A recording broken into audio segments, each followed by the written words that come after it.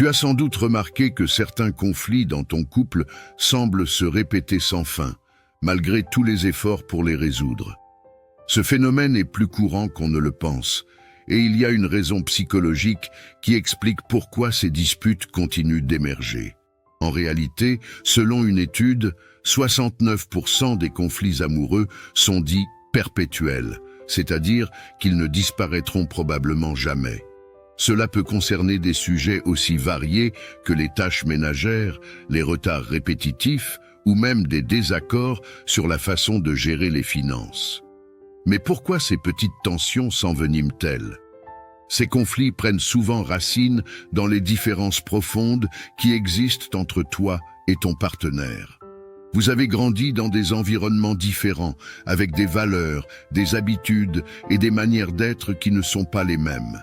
Ces divergences peuvent provoquer des malentendus, car chacun de vous peut interpréter une situation à sa manière, sans réellement comprendre la perspective de l'autre.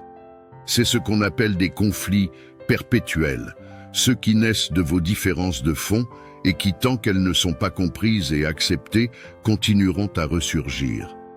La question qui se pose alors est: comment gérer ces conflits récurrents sans laisser la frustration prendre le dessus?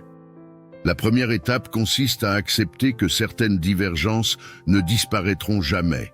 Il est important de reconnaître que vous ne serez pas toujours d'accord sur tout et que ce n'est pas nécessairement un problème. Plutôt que de chercher à changer l'autre, il est souvent plus efficace d'embrasser ces différences avec bienveillance et ouverture. Cela permet de réduire la tension et d'éviter que le conflit ne prenne des proportions démesurées. Une autre approche est de ne pas prendre ces conflits trop au sérieux. Parfois, la manière dont nous réagissons à un désaccord amplifie la situation.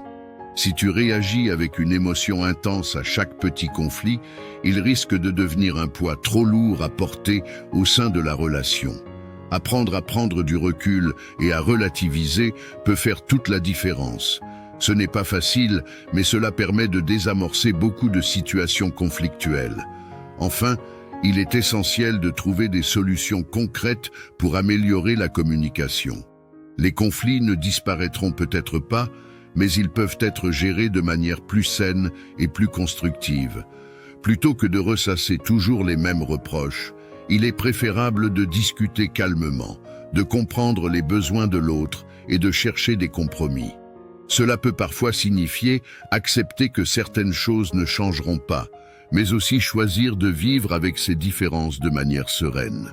Et si tu veux apprendre à calmer une dispute qui dégénère dans ton couple, j'ai écrit un e-book qui regroupe 10 phrases capables d'apaiser une tension qui émerge.